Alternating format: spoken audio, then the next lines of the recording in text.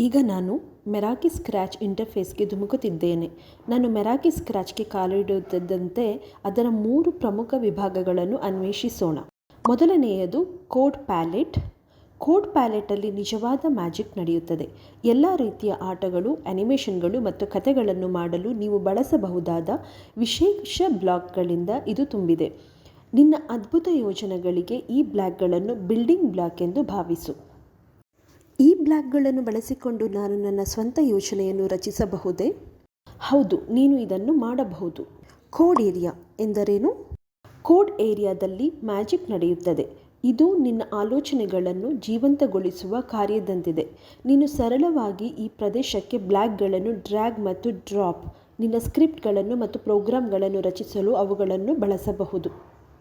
ನೀನು ಸಂಪೂರ್ಣವಾಗಿ ಸರಿ. ನಿನ್ನ ಕೋಡ್ ಎಲ್ಲವನ್ನು ಜೀವಂತವಾಗಿ ತರುವ ಮಾಂತ್ರಿಕ ಕ್ಯಾನ್ವಾಸ್ ಎಂದು ಯೋಚಿಸಿ. ನಾನು ಅದನ್ನು ಹಂತ ಎಂದು ಕರೆಯುತ್ತೇನೆ ಮತ್ತು ಇದು ಇಂಟರ್ಫೇಸ್ನ ಮೇಲಿನ ಬಲಭಾಗದಲ್ಲಿದೆ. ಇಲ್ಲಿ ನಿನ್ನ ಕೋಡ್ನ ಫಲಿತಾಂಶಗಳನ್ನು ನೀನು ನೋಡುತ್ತೀರಿ. ಅಕ್ಷರಗಳ ಚಲನೆ, ಅವು ಹೇಗೆ ಕಾಣುತ್ತದೆ ಮತ್ತು ಅವರು ಮಾಡುವ ಎಲ್ಲ ಕೆಲಸಗಳು ಇಲ್ಲಿವೆ.